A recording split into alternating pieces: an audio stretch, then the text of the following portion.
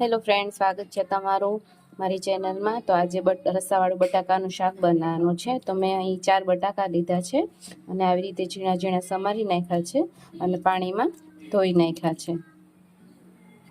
આપણે કુકર ચાલુ મૂકી દીધું છે ગેસ ઉપર। હવે એમાં આપણે તેલ નાખશું, 2 પાવડા જેટલું તેલ નાખશું। હવે તેલને ગરમ કરવા મૂકી દઈશું। આપણું તેલ ગરમ થઈ ગયું છે। હવે આપણે એમનો વઘાર કરી નાખશું। વઘારમાં આપણે રાઈ નાખશું, જીરું, હિંગ, અહીં મેં લસણની ઝીણી ઝીણી કટકી કરી છે। તમે કટકી ના કરો તો એને એમને પણ આખી નાખી શકો છો। હવે આપણે બટાકા સમારેલા છે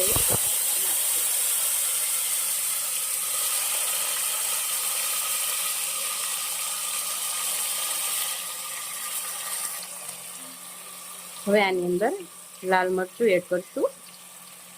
તમે જેવી તીખાશ ખાતા હો એ પ્રમાણે નાખવાનું છે। હળદર, ધાણા જીરું। બટાકાના શાકમાં જો તમે ધાણા જીરું થોડું વધારે નાખશો તો એનો સ્વાદ બહુ જ સરસ આવશે। સ્વાદ પ્રમાણે મીઠું નાખવાનું છે।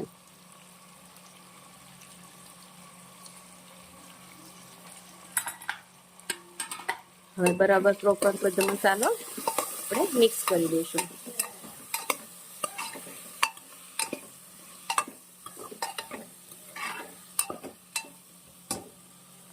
મસાલો બધો મિક્સ થઈ ગયો છે।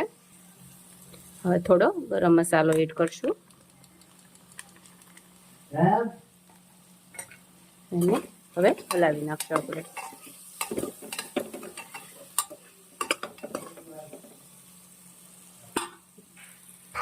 મસાલો મિક્સ થઈ ગયો છે, જો તમે જોઈ શકો છો। હવે આપણે અંદર પાણી એડ કરશું, 1 ગ્લાસ જેટલું પાણી નાખશું આપણે। હવે સારી રીતે એકવાર આપણે હલાવી નાખશું।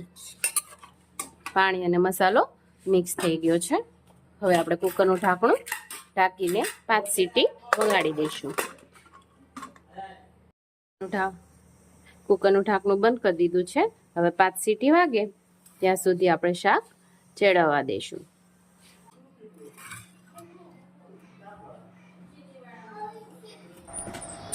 તો ફ્રેન્ડ, તમે જોઈ શકો છો આપણું શાક તૈયાર થઈ ગયું છે।